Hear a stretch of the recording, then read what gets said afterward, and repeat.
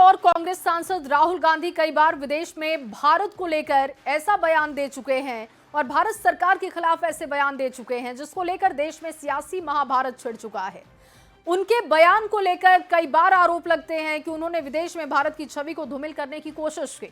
इस बार फिर कोलंबिया में राहुल गांधी ने कुछ ऐसा ही बयान दिया जिसको लेकर देश की सियासत गर्म हो चुकी है। आपको ये खास रिपोर्ट दिखाते हैं।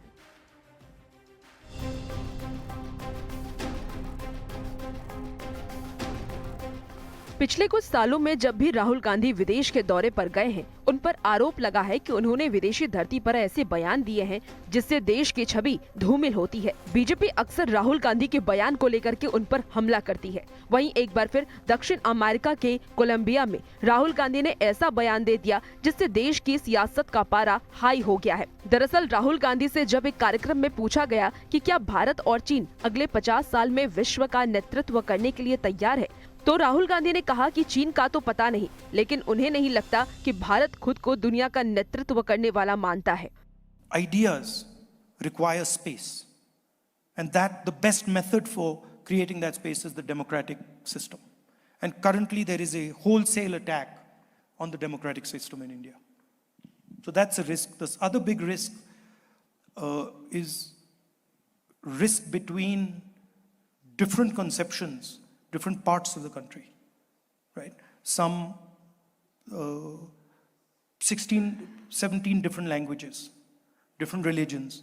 So allowing these different traditions to thrive, giving them space to express themselves is very important for a Rahul Gandhi ने विदेशी धरती से भारत की लोकतांत्रिक व्यवस्था पर सवाल उठाए तो देश में सियासी बवाल मच गया। बीजेपी ने आरोप लगाते हुए कहा कि उन्हें ना तो उनके पद की गरिमा का ख्याल है और न ही देश का।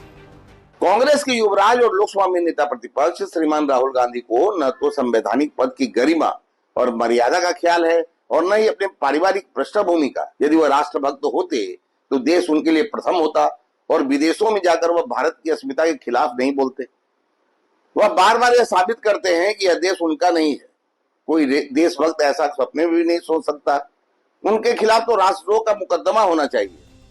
जेडीयू ने तो यहाँ तक कह दिया कि राहुल गांधी के लिए राजनीति सब कुछ है और इसके लिए वो विदेश में बैठकर भी देश की प्रतिष्ठा को धूमिल करने से पीछे नहीं हटते हैं।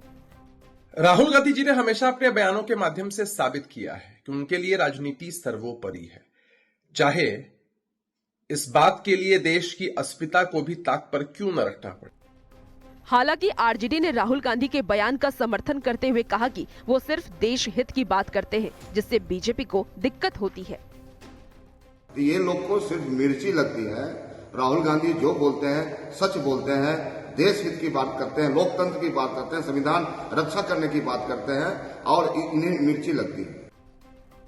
वहीं कांग्रेस ने बीजेपी के आरोपों का जवाब देते हुए कहा कि 2014 से पहले बीजेपी के नेता जब विदेश में भारत सरकार को घेरते थे तब उन्हें गलत नहीं लगता था।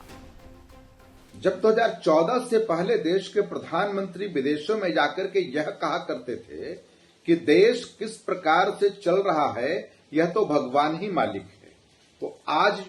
और वहीं लोकसभा में नेता प्रतिपक्ष राहुल गांधी के कोलंबिया में दिए गए बयानों पर उप मुख्यमंत्री विजय सिन्हा ने कहा कि राहुल गांधी देश को कमजोर करने, बदनाम करने, उन्माद पैदा करने वाले, अनुकंपा की राजनीति करने वाले कांग्रेस के युवराज हैं। इस मानसिकता के लोगों को कभी देश स्वीकार नहीं करेगा। राहुल गांधी भारत को देश को कमजोर करने, बदनाम करने, उन्माद पैदा करने वाले, ये अनुकंपा की राजनीति करने वाले कांग्रेस के युवराज हैं, जो आतंकवाद, उग्रवाद, भ्रष्टाचार,